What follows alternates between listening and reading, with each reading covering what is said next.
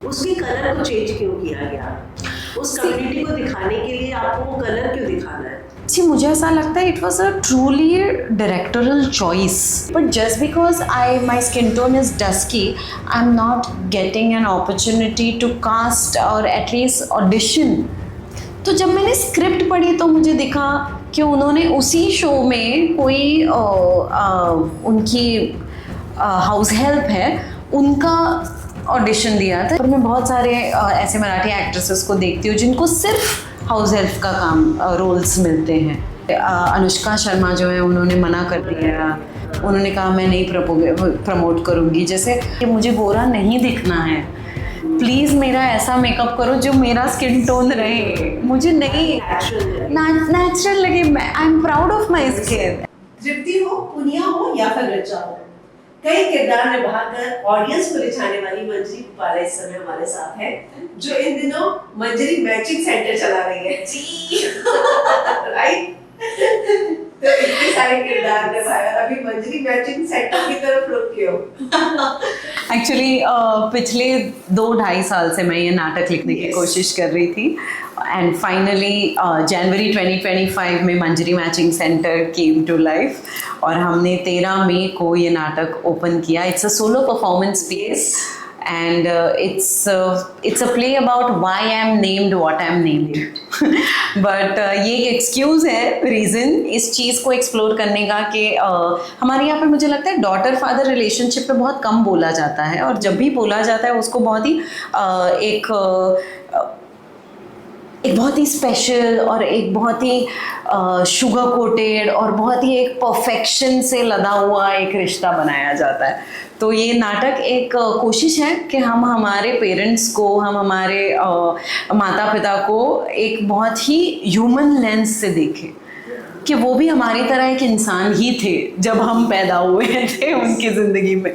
तो मुझे लगता है कि ये एक कोशिश है इस बात की to explore this relationship in its true form, with its flaws, with its advantages, with its beautiful things. तो मुझे ऐसा लगा कि हमारे यहाँ ये बात नहीं हो पाती, और it's a memoir and it's a special gift I think my Baba gave me and I wanted to give it to my Baba, कि उनके गुजरने के 12 साल बाद भी मुझे ये नाटक लिखने की ज़रूरत लगी, और मुझे ऐसा लगा कि मेरा पहला ज़िंदगी का नाटक जो मैंने लिखा है और मैं जो खुद परफॉर्म करूँगी एज अ सोलोइस्ट, वो उनके बारे में हो। And it's a personal piece which is a fictionalized reality, and it's beautiful जब ऑडियंस आती है और वो हमें बताती है कि उनके बचपन की कहानियाँ कितनी रिलेटेबल हैं और उनको इस कहानी में कितना ज़्यादा मज़ा आया और कितना इन्वॉल्व थे वो इमोशनली इस कहानी के साथ। तो मुझे ऐसा लगता है कि बस वही है कि जो ऑडियंस आए उनके दिल को छू कर आप निकल जाए, बस वही तो है। एक आर्टिस्ट यही तो चाहता है अल्टीमेटली, और एक आर्टिस्ट ये भी चाहता है कि उसे धर्मा की फिल्म मिले। That is true, that is true. और आपको मिली धड़क 2। जी बिल्कुल बिल्कुल। तो कैसा रिस्पॉन्स मिल रहा है उस फिल्म से? और बहुत प्यारा रिस्पॉन्स मिल रहा है, बहुत ही सुंदर, और इतने ज़्यादा लोग अफेक्ट हो रहे हैं इस कहानी से। मुझे ऐसा लगता है कि जिस पूरी जद्दोजहद से इतने सालों से शाज़िया इस प्रोजेक्ट को लेकर कमिटेड रही हैं हमारी डायरेक्टर शाज़िया इकबाल, और उन्होंने जिस पैशन से इस प्रोजेक्ट को ऑडियंस तक लाने के लिए फ़ाइट की है, it's all worth it. Looking at the way people are responding and the way उनको लग रहा है उनकी कहानियों का रिप्रेजेंटेशन कितने सच्चाई से हो रहा है। इतनी सारी कहानियाँ आ रही है, इतने सारे लोग लिख रहे हैं हमें कि वो इतना रिलेट कर पा रहे हैं इस कहानी से। और मुझे लगता है कि इंडिया में या फिर किसी भी कंट्री में शायद feeling discriminated is one human experience that you can't avoid.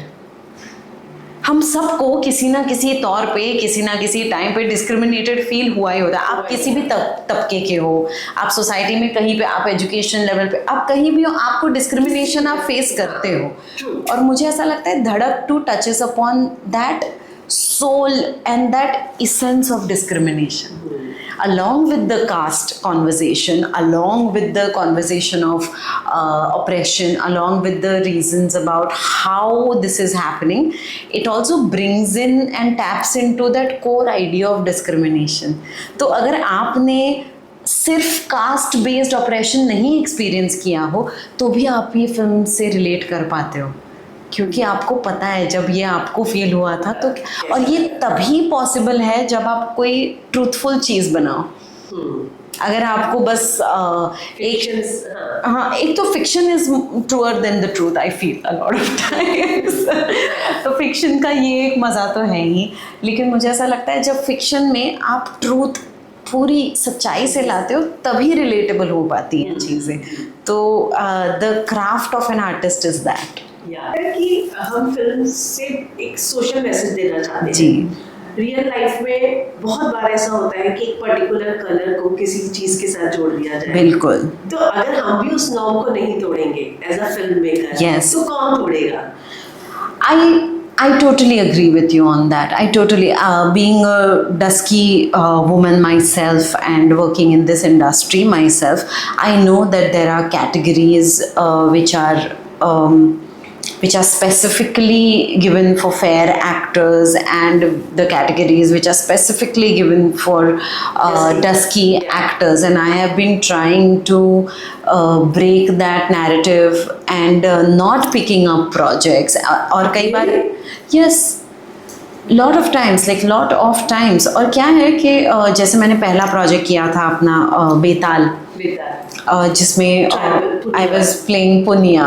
That was a beautiful character. Exactly, but वो कैरेक्टर मैंने जब हाँ बोला था उसके पहले कितने ही सारे प्रोजेक्ट थे जिसके लिए मैंने मना किया था, क्योंकि तब वो कंटेंट नहीं बन रहा था। Punia is almost a parallel lead to the entire project, and she is somebody who is actually changing the narrative and the graph of that story, you know, and beautifully written by Swani and Patrick, and directed by Nikhil Mahajan and Patrick.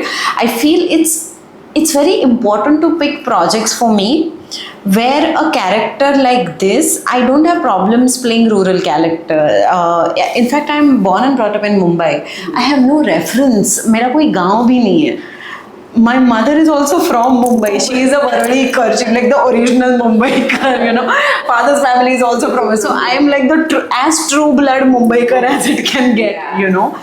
तो मेरा कोई गांव भी नहीं है, तो मुझे कोई गांव का कैरेक्टर करने के लिए बहुत मज़ा आता है, क्योंकि it's a different reality for me, it's a different challenge for me as an actor. But along with that, क्या आप उस गांव की कहानी बता रहे हो, क्या उस आप गांव के कैरेक्टर की कहानी बता रहे हो, या वो कैरेक्टर बस है आपके घर में मेड बन रहा है आपके घर। तो अगर आप मेड का कैरेक्टर है तो आप सर जैसी फिल्म बनाओ, है ना, आप ऐसी जिसमें कहानी उनके बारे में हो, तो मैं रिप्रेजेंटेशन के लिए रेडी हूँ। But just because my skin tone is dusky, I am not getting an opportunity to cast और at least audition for the main role, and it has happened over several years with me. So in my little ways I am trying to break that for myself, you know. आप काजोल की fan है, मैंने कहीं पढ़ा था। मैं जब छोटी थी तब से थी। आप सोचिए काजोल ने भी कितने मेन लीड किए हैं। जी, मतलब कलर या कुछ मैटर नहीं करता है, वो उन्होंने प्रूव किया। जी बिल्कुल, अच्छे एक्टर है तो एक्टर है। जी बिल्कुल। मैंने जब बेताल में सुचित्रा जी के साथ काम किया था, जब गैसलाइट में चित्रांगदा जी के साथ काम किया था, मैंने इतना मैजिकल फील किया, क्योंकि यही महिलाएं तो थी जो पॉसिबिलिटी बना रही थी, जो उस ग्लास सीलिंग को तोड़ के क्रैश करके ये बता रही थी कि we can come mainstream, and this is beauty is such a subjective concept if you really look at it, you know. And मतलब वो टाइम के साथ चेंज होती है और हमें चेंज होना चाहिए। और I feel as an artist it becomes our responsibility to break those things in every little way that we can. So yeah, I am trying my वे। मंजरी, आपने कहा आपने बहुत सारे प्रोजेक्ट इसलिए रिजेक्ट भी किए, आपको कोई एक ऐसा इंसिडेंट याद है जहाँ आपको लगा हो कि बहुत ही ज़्यादा आपको फील हुआ हो कि मेरे साथ डिस्क्रिमिनेशन हुआ है, मतलब ये इस लेवल का नहीं होना चाहिए था? आपके मुंह पे कभी कोई ऐसी बात की गई हो या कही गई हो? मुझे याद है मैं एक नाटक का हिस्सा थी जिसमें मैं लीड रोल कर रही थी और बहुत बढ़िया नाटक था, मराठी नाटक था। और वो देखने के लिए एक मराठी प्रोड्यूसर आई थी और उन्हें मेरा काम अच्छा लगा, तो उन्होंने वो एक टेलीविज़न शो कर रही थी, तो बहुत सालों पहले की बात है। तो उन्होंने मुझसे कहा कि आप प्लीज़ आके मेरे प्रोजेक्ट के लिए आप ऑडिशन करेंगे, इट्स अ लीड रोल और मैं चाहती हूँ कि आप, तब मुझे टेलीविज़न करना नहीं था और मेरे पिताजी की डेथ तभी जस्ट हुई थी। और एक जब घर का बड़ा इंसान जो है वो गुज़र जाता है तो आप उस फाइनेंशियल कंडीशनिंग में आपको कोई रिस्पॉन्सिबिलिटी लेना ज़रूरी ना भी हो तो भी आपको एक पता नहीं एक सेंस ऑफ रिस्पॉन्सिबिलिटी आता ही है। तो उस सेंस ऑफ रिस्पॉन्सिबिलिटी से मैंने टेलीविज़न के ऑडिशंस देना शुरू कर दिया था, क्योंकि मैं बहुत हार्डकोर थिएटर एक्टर थी और मुझे पता था कि मुझे कैमरा से कोई मतलब ही नहीं है, मैं पूरी ज़िंदगी निकाल लूँगी थिएटर करते करते। ऐसे रोमांटिक आइडियाज़ में जी रहे थे। जी जी जी बिल्कुल। तो ऐसे रोमांटिक आइडियाज़ में दुनिया थी, बहुत छोटी उम्र थी।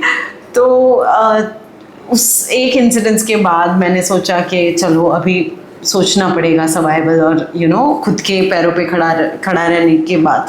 तो मैं गई ऑडिशन देने, तो वहाँ पे जो थे असिस्टेंट जो थर्ड फोर्थ असिस्टेंट थे, उन्होंने मुझे देखा और उन्होंने कहा कि आप ऑडिशन दे रहे? मैंने बोला हाँ। उन्होंने मुझे बताया, आपकी प्रोड्यूसर जो है उन्होंने मुझे बताया, तो I am here for the audition. तो उन्होंने मुझे देखा, उन्होंने मुझे कुछ और कहा और उन्होंने कहा एक काम करो, आप ये स्क्रिप्ट मुझे दे दो, अब इसका रोल कर लो।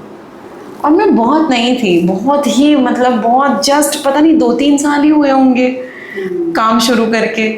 तो मैंने कहा हाँ ठीक है। मुझे नहीं पता चला और मुझे ये भी नहीं पता था कि ये क्यों हो रहा है। तो जब मैंने स्क्रिप्ट पढ़ी तो मुझे दिखा कि उन्होंने उसी शो में कोई उनकी हाउस हेल्प है, उनका ऑडिशन दिया था जिसमें 3 लाइनें थी। तो मैंने बिल्कुल कुछ ना समझे, मैंने पता नहीं चला, मैं बहुत नाइव एज में थी, मैंने दिया ऑडिशन में आ गई। तो जब मैं आई तो 1 हफ्ते बाद वो प्रोड्यूसर थी, उनका फ़ोन आया कि उन्होंने कहा दिस इज़ वेरी रूड, आपने मुझे क्यों नहीं बताया कि आप ऑडिशन देकर आए, आपने कुछ मैसेज नहीं किया। मैंने कहा मैम मेरे साथ ये हो गया, तो मुझे लगा पता नहीं आपने यू चेंज्ड योर माइंड, पर मैंने ये ऑडिशन दिया है। तो उन्होंने इतना अपोलोजाइज़ किया, उनको इतना बुरा लगा कि ऐसा हुआ। उन्होंने फायर किया उस असिस्टेंट डायरेक्टर को, वो महिला प्रोड्यूसर थी। उन्होंने कहा आई एम सो सॉरी कि आपके साथ ये डिस्क्रिमिनेशन हुआ, just based on the colour of the skin they chose to give you a role which is not a proper role. अगर मैं कल को, और यहाँ से आती है वो थिंकिंग, उन्होंने मुझे बताया अगर मैं कल को एक ऐसा टेलीविज़न शो बनाती जिसमें वो शो हाउस हेल्प के ऊपर है, तब भी मैं सारे एक्टर्स को ऑडिशन करती, तब मैं थोड़ी ना ऐसा करती। तो ये आपके साथ जो वो गलत हुआ। I think that was the first time I felt discriminated over the skin tone और the colour of my skin, and since that time I chose. और ऑल्सो मुझे ऐसा लगता है कि बहुत बार ना मराठी एक्टर्स को बहुत सराहा जाता है हिंदी इंडस्ट्री में उनके एक्टिंग अंडरस्टैंडिंग को लेकर, बट मुझे कई बार ऐसा लगता है कि लकीली मेरे साथ इतनी अच्छी बात हुई कि मेरी भाषा काफ़ी साफ़ थी। तो कोई बता नहीं पाता कि मैं मराठी बैकग्राउंड से आती हूँ या फिर मैंने मराठी थिएटर भी किया है। पर मैं बहुत सारे ऐसे मराठी एक्ट्रेसेस को देखती हूँ जिनको सिर्फ हाउस हेल्प का काम रोल्स मिलते हैं, उनको इतना टाइप कास्ट किया जाता है जो मुझे बहुत गलत लगता है। मुझे ऐसा लगता है कि अगर आपको पता है कि एक्टर टैलेंटेड है, तो just because she or he comes from a Marathi background, it's not fair to give them only working class roles. मैं पली बड़ी हूँ मुंबई में, I have been an upper middle class household child. तो जब auditions आते थे कुछ सालों पहले, अपमार्केट एक्टर्स, फेयर, और उस अपमार्केट के साथ फेयर साथ में आता था। तो मुझे ऐसा लगता है कि ये एक जो चीज़ है उसको मैंने अपने तरीके से ब्रेक करने की कोशिश की है। कहा जा सकता छोटी छोटी है। कोशिशों से तो लोग और भी आगे आएंगे, जी बिल्कुल, आपसे जैसे इंस्पिरेशन लेंगे, मोटिवेट बिल्कुल होंगे। बिल्कुल बिल्कुल, जब फेयर एंड लवली जैसे एड्स आते थे तब मैंने पढ़ा था कि अनुष्का शर्मा जो है उन्होंने मना कर दिया, उन्होंने कहा मैं नहीं प्रमोट करूँगी। जैसे छोटी छोटी चीज़ें, मुझे ऐसा लगता है कि हमने काजोल मैम को देखा, हमने सुचित्रा पिल्ले को देखा, हमने चित्रांगदा को देखा, उन सबको देख के हमें ऐसा लगा कि हाँ मैं भी कर सकती हूँ।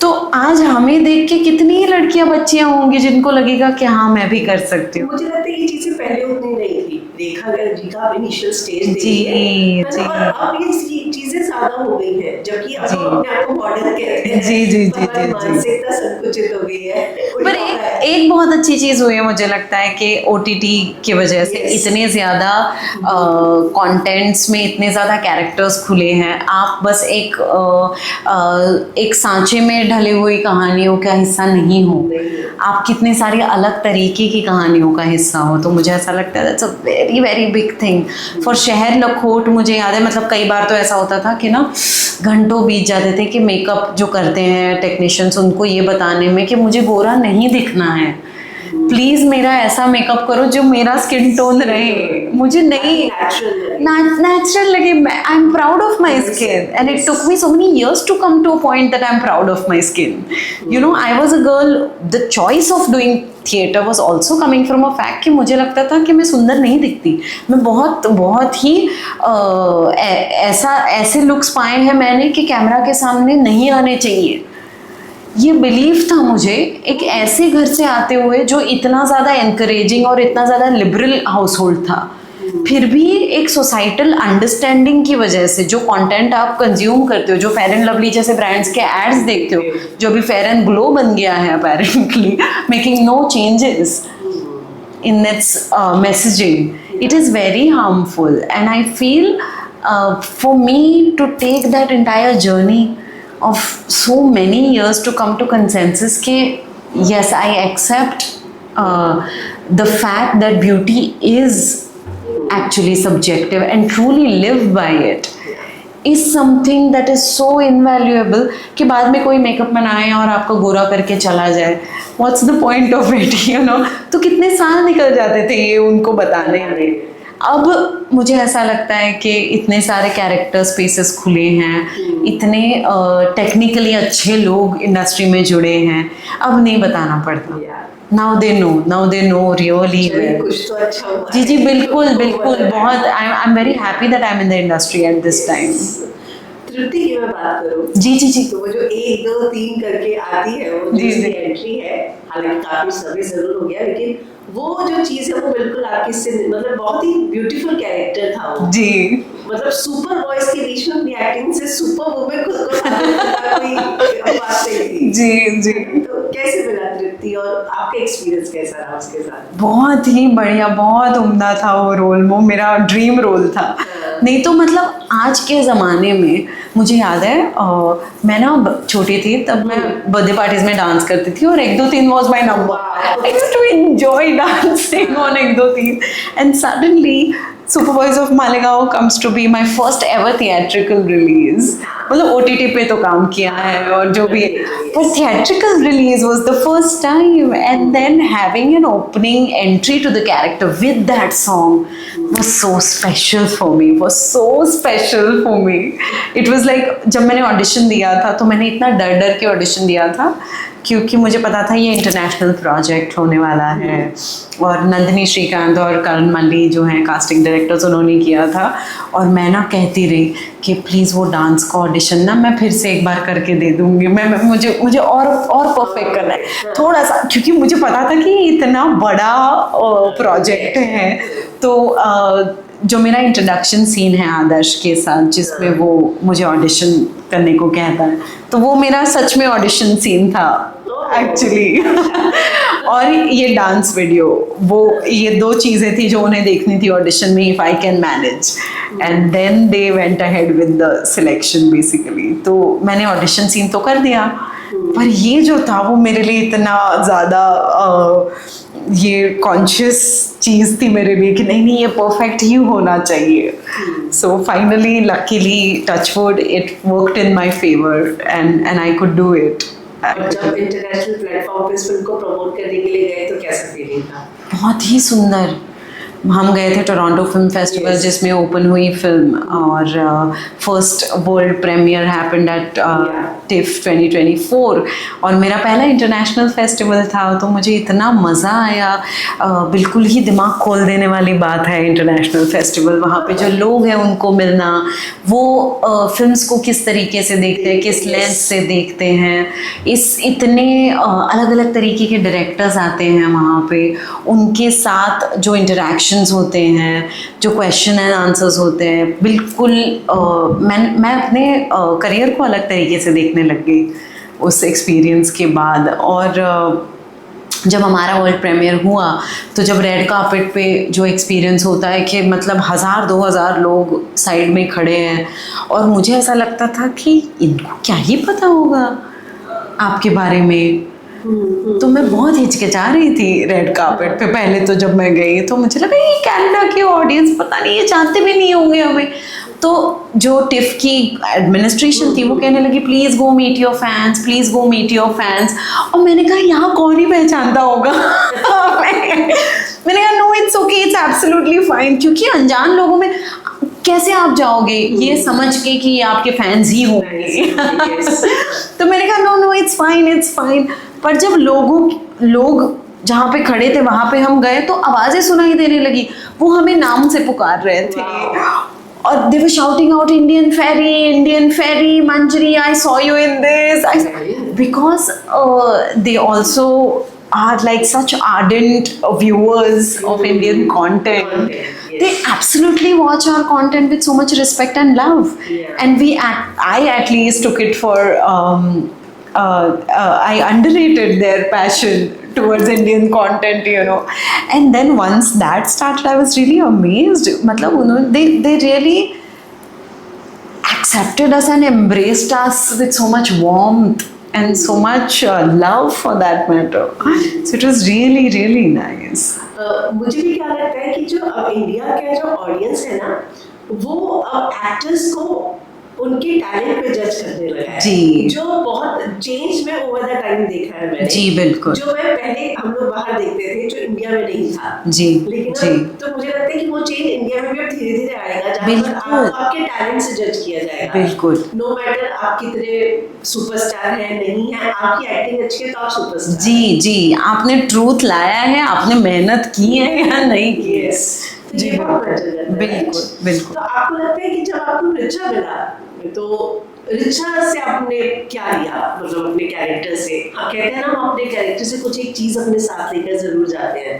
तो what was your take with Richa? जैसे आपने कहा कि आप आपके कैरेक्टर के साथ कुछ चीज़ लेकर जाते हैं.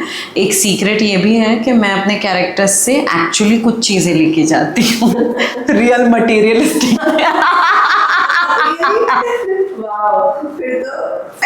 जी बिल्कुल. मैंने आज तक जितने रोल किए हैं उस कैरेक्टर से एक चीज मैंने चुराई है. सो बेताल में जो पुनिया थी उसका वो जो नोज में सेप्टम था वो बहुत ही यूनिक था. मैंने वो चुराया है मैंने. बाकायदा अपने प्रोडक्शन टीम को बता के कि ये मेरी पुनिया है, मैं ये लेके जा रही हूँ as a memory. And it's a souvenir that I carry. And I have this really very special box in which I put these things from each character. And every time there is a premiere, I either wear those things or I carry them in my purse because I feel it's a love affair I have with my characters. And जी बिल्कुल मैं बिल्कुल बेशर्मी से ये चोरी करती हूँ. जैसे रिचा के कैरेक्टर में मैंने रिचा का जो वॉच है वो हमेशा रिचा पहनती थी रिचा के कैरेक्टर के लिए, तो वो मेरे पास है. वो मैंने ले लिया है क्योंकि that watch is very special for me. क्योंकि उस तरीके का जो वॉच है वो मैंने लाइफ में कभी पहना ही नहीं था. वो सिर्फ मैंने जब पहना, जिस मोमेंट पे प्रशांत हमारे कॉस्ट्यूम डिज़ाइनर थे उनको मैंने कहा ये कितना एप्ट है, ये इतना परफेक्ट वॉच है रिचा के कैरेक्टर के लिए, दिस इज वेरी स्पेशल। तो वो वॉच मेरे पास है। और तृप्ति से क्या लेकर आई? तृप्ति से तृप्ति का मंगलसूत्र जो है वो बैग में तो तृप्ति का मंगलसूत्र है। और जो लखोट का कैरेक्टर किया था, शहर लखोट का, जिसमें वो एक गून है और वो लोगों को, आचर है, वो लोगों को अबडक्ट करती है, किडनैप करती है, साइकिल ब्लाइंड जी। नहीं, वो तो गैस लाइट का था। जी, वो गैस लाइट का था। इसका शी इज एक्चुअली गून है, वो लोगों को डराती है, अबडक्ट करती है और उनको धमकियां देती है। वो आचर है, तो बहुत ऐसी बहुत ही रगेड कैरेक्टर है वो। तो उसमें उसकी जो रिंग थी, वो रिंग मैंने चुराई है उस कैरेक्टर से, वो मैंने अपने प्रीमियर पे भी पहनी थी शो के। तो ये तो मटेरियलिस्टिक चीज़ें हुई, but otherwise I believe that these characters come your way because they want to remind you of a certain side of your personality. और आपकी personality की वो जो side है, वो आपको कुछ सिखा के जाती है। And it's fortunate, ये आप एक lucky बात है कि आप वो side experience करते हो इस बहाने। तो रिचा के वजह से मुझे ना बहुत ही एक वल्नरेबल औरत दिखी, एक लड़की वल्नरेबल दिखी जो स्ट्रॉन्ग है। तो strength with vulnerability and sensitivity is the rare combination. मुझे लगता है that is one thing that I take from her, because you are sensitive, you don't have to be weak. That big lesson I learned from Richa. Otherwise emotional और sensitive लोगों को week माना जाता है। जी बिल्कुल। और मुझे रिचा से वो सीखने को मिला। और एक बहुत प्यारी लाइन लिखी है रिचा के लिए शाजिया और राहुल ने, जो फिल्म शुरू होने के पहले आती है। So actually Richa is carrying the central conflict of the film also. जो ओपनिंग सीन है रिचा का, जिसमें वो केस स्टडी पढ़ा रही है कॉलेज में, वो एक्चुअली वो सेंट्रल कॉन्फ्लिक्ट है जहाँ पे आपको एक टीचर बता रही है जब चीज़ें सर्वाइवल तक आए तो आप किस हद तक जाओगे to keep the morality and the law intact, you know. And there is one line where she says, जब अन्याय कानून बन जाए तो उसके खिलाफ आवाज़ उठाना आपका कर्तव्य है। तो I think that thing I take from Richa, that I would love to live by. So yeah. TV की आपने बात की, आपने टीवी से शुरुआत भी की थी इश्कबाज। जी। उसके बाद आप फिर टीवी पे वापस जाना? जी नहीं। कोई खास कारण? मैंने ना अटेम्प्ट किया था। मुझे बहुत ही ऐसा लगता है, मैं बहुत ही क्यूरियस तरह की इंसान हूँ, तो मैंने कहा मैं टेलीविज़न कभी करना ही नहीं था। पर जब टेलीविज़न की बात आई, तब मैंने पहली बार ऐसा सोचा कि क्यों मैं ऐसा ऑपरेट कर रही हूँ कि टेलीविज़न की एक्टिंग इस तरह की ही होती है। जब तक मैं खुद वो चीज़ एक्सपीरियंस ना करूँ, मैं क्यों उस चीज़ को जज कर रही हूँ। तो out of curiosity Ishqbaaz happened, and also Ishqbaaz was supposed to be an adaptation of a show which was a web show, और तब तक मैंने कोई वेब शो किया नहीं था। तो मुझे लगा अच्छा, अगर कोई टेलीविज़न पे वेब शो फॉर्मेट लाने की कोशिश कर रहा है तो क्यों नहीं। और तब तक इट्स वेरी सैड, पर मैं टेलीविज़न किया नहीं था, ये तो ठीक है, लेकिन मैंने कभी टेलीविज़न बहुत देखा भी नहीं था। तो मुझे इश्कबाज के बारे में पता ही नहीं था। जब मैंने ऑडिशन किया था, मुझे पता ही नहीं था ये शो ऑलरेडी है, इतना फेमस है, मुझे कुछ नहीं पता था। और मैंने बहुत ही इनोसेंस और बहुत ही नाइव पर्सपेक्टिव में वो डिसीजन लिया था कि okay let's try this out.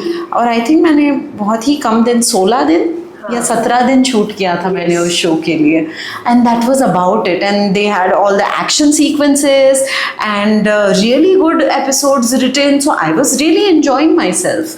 But the way that show ended was very unexpected, और मैं इतनी नई थी to understand this medium or the stakes of this medium. I thought the medium और the setup या फिर जो stakes है इस medium के for it to work don't really go hand in hand with my sensitivity as an actor or as an artist. तो मुझे ऐसा लगा कि it is a little too harsh for my own sanity and for my own artistic choices. तो मुझे लगा जिनके लिए ये वर्क करता है बहुत अच्छी बात है, but can I survive that much of harshness? Yes, harshness, but also that much of artistic brutality, if I can call it, you know. So it became very intense and very intense as an experience for me.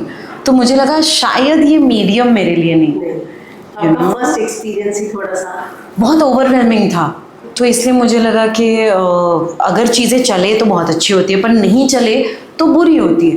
पर वो बुरा कितना बुरा हो सकता है ये मुझे पता ही नहीं, तो वो पता करना मेरे लिए बहुत ही ओवरवेलमिंग रहा। तो मुझे लगा कि maybe I am not made for medium like. उस समय खबर आई थी कि ओवरनाइट रिप्लेस किया गया, ये सब चीजें सही थी हालांकि? नहीं, मैंने छोड़ा था शो। ओके जी, मैंने छोड़ा था ऐसा शो। क्या हो गया था जो आपको लगा कि अब नहीं कर पाऊंगी मैं? नहीं, कुछ मिसअंडरस्टैंडिंग हुई थी। There was an interview that I had given which was actually taken out of context और उसको ब्लोट किया गया था मीडिया में, और मैंने किसी और कॉन्टेक्स्ट में बोली थी वो बात, उससे आधी बात कट करके उसको ब्लोट करके इतना बड़ा बनाया गया था। और वो जो इंटरव्यूअर थे, to all due respect, it was really sad how my conversation was taken out of context and bloated. तो मुझे भी सीख मिली उस बात के बाद कि ऐसा भी पॉसिबल है, जबकि मैं खुद जर्नलिज्म की स्टूडेंट रही हूँ, जबकि मैंने द मोरालिटीज़ ऑफ जर्नलिज्म को इतने क्लोजली देखा है, इतने क्लोजली पढ़ा है, मुझे पता है what is right from wrong. तो उन्होंने अपने जिस भी कारण से किया होगा, जो भी उनके स्टेक्स और रीजंस रहे होंगे, पर मुझे लगा मे बी मैं इंडल्ज नहीं करना चाहूँगी इस रैट रेस में या फिर इस पूरे कनंड्रम में। मैंने इन्जॉय नहीं किया वो प्रोसेस, और मेरे लिए ये बहुत इम्पॉर्टेंट है कि मैं घर जाऊँ और मैं सेटिस्फाइंग तरीके से ये सोच पाऊँ कि हाँ, मैंने आज अपना बेस्ट किया है, I am happy doing what I am doing. So at some point of time when that changed, I stepped out of the show and I told them that I won't be able to continue because I don't think so. It's keeping the joy that I started it with, or the curiosity at least. So yeah. 16-17 दिन के बाद ही उसके बाद फिर आपने TV वापस? जी नहीं। उस समय के जो कास्ट थे, नकुल या किसी के साथ टच में है? हाँ, Nakul is a dear friend. Yeah, Nakul is a dear friend. In fact, Surbhi was going to come and watch my play. Wow. Last show that I was doing, Surbhi was going to come with her husband. Wow. And it was so sweet of her. So Surbhi is also like a sweet, she's such a talented actor. Yes.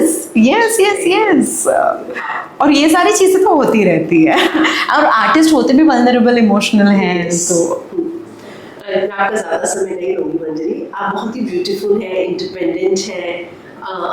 अभी तक आपका कभी किसी के साथ नाम नहीं जुड़ा, तो अपने रोमांटिकली, यस, ओके। तो अपने आप को इन चीज़ों से बचा के रखना कितना मुश्किल है, या है और चीज़ें बाहर नहीं आ पाती? नहीं, एक्चुअली मैं पता नहीं, इट्स वेरी पर्सनल थिंग, पर मैं ऐसा मानती हूँ कि as an actor I am very indulgent with my characters, very indulgent. तो मुझे ऐसा लगता है कि वो इंडल्जेंस में कोई डिस्ट्रैक्शन ना हो। तो मुझे ऐसा लगता है कि अगर मैं किसी सेट पे हूँ और अगर मैं अगर रोमांटिकली किसी चीज़ में इन्वॉल्व हो जाऊँ, तो वो चीज़ मुझे डिस्ट्रैक्ट करेगी अपने काम से, और मेरी पूरी कमिटमेंट अपने कैरेक्टर के प्रति है।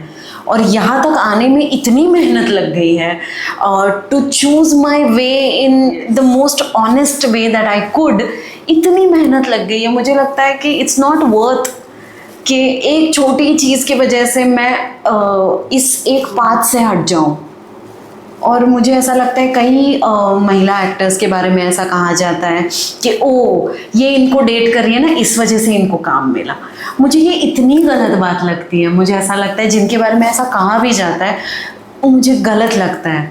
मुझे ऐसा लगता है कि कोई इंसान यहाँ तक पहुँचने के लिए इतनी मेहनत करता है, and just because your name is connected with somebody and it might be a true relation, like a very very real bond, but but the context of it gets really warped and changed. तो मुझे लगता है कि जिस इंसान ने इतनी मेहनत की है, वो एक रिलेशनशिप के नाम जोड़ने जाने से वो आप किसी और कॉन्टेक्स्ट में लेके जा रहे हो, तो वो भी मुझे बहुत अनफेयर लगता है। तो मुझे लगता है कि इतनी सारे थॉट्स देगी तो फिर कभी कोई मिलेगा ही नहीं ऐसे तो मतलब नहीं, I have had my fair chance of relationships and I have been very happy with my personal life, but I'm a very private person and I don't like meddling my work with my personal life. Okay So- उसमें आप अलग-अलग balance रखना जी चाहती हैं और बिल्कुल, दूर रखना चाहती हैं। बिल्कुल दूर रखना। मैं बहुत छोटी थी तब से मैंने ये डिसाइड किया था that I don't want to mix these two things. So yeah. हमारी इंडस्ट्री में जैसे कि आपने कहा कि डेट करते हैं तो कहा जाता है कि इसकी वजह से काम मिल रहा होगा। कई बार हमने देखा है कि मेल सुपरस्टार्स हों उनके साथ फीमेल एक्ट्रेस कितनी भी अच्छी पावरफुल क्यों ना हो, क्रेडिट मेल एक्टर्स को मिल जाता है, सुपरस्टार्स को मिल जाता है। तो आप इसलिए कई हीरोइनें जो हैं वो खान्स के साथ कहती हैं कि जैसे मैं नहीं काम करूंगी चलेगा, क्योंकि मुझे मालूम है मेरा ड्यू क्रेडिट कभी नहीं मिलेगा। तो आपकी इस पे क्या सोच है? मुझे ऐसा लगता है कि आज दुनिया इतनी बदल रही है कि बहुत सारे directors like Shazia is coming up, we have Payal Kapadia, we have such good directors coming up, such good writers, there's Reema, there's Zoya, there's Ruchika. I mean, these are the people, at least, like, you know, for sure, Aarti Kadav, the director. There are so many Reemas and कितनी अच्छी अच्छी directors और writers आ रही हैं इस industry में। मुझे ऐसा लगता है ये सिनेरियो बदलेगा, तो मुझे किसी भी बिटरनेस से या किसी कंक्लूजन से ऑपरेट नहीं करना है। I am very hopeful to see, and also I have named these female directors and writers, but honestly speaking so many male writers and directors are writing such good, like मुझे नहीं लगता तृप्ति का character सुपरबॉयज of Malegaon में इतना अच्छा होता अगर वरुण ग्रोवर ने उसको इतने मजे से नहीं लिखा होता, you know, और राइटर सच में बाप होता है। तो I think lot of writers are coming today and you know they are creating such good content, so I am very hopeful. जाते जाते ऑडियंस को कुछ बताना चाहेंगे फ्यूचर प्रोजेक्ट्स के बारे में? फ्यूचर प्रोजेक्ट्स के बारे में अब मैं बिल्कुल ही नाइव पाइपलाइन स्टेज में है, तो मैं कुछ नहीं बोल सकती, आई एम सो सॉरी। लेकिन धड़क टू देखिए प्लीज़, धड़क टू देखिए, थिएटर में जाके देखिए, और आपको जब समय मिले तब मंजरी मैचिंग सेंटर मेरा नाटक है जो मैंने खुद लिखा है और मैं परफॉर्म करती हूँ। It's a solo performance piece and I can vouch you that you are gonna enjoy. It's a one actor play and there are 27 different characters that I play in this one play, and it's a joyride. And please come and watch this play. I'm performing on 7th of September at Neeta Mukesh Ambani Cultural Center. So please try and come. And yes, listen to her. Thank you. Thank you so much. Thank you.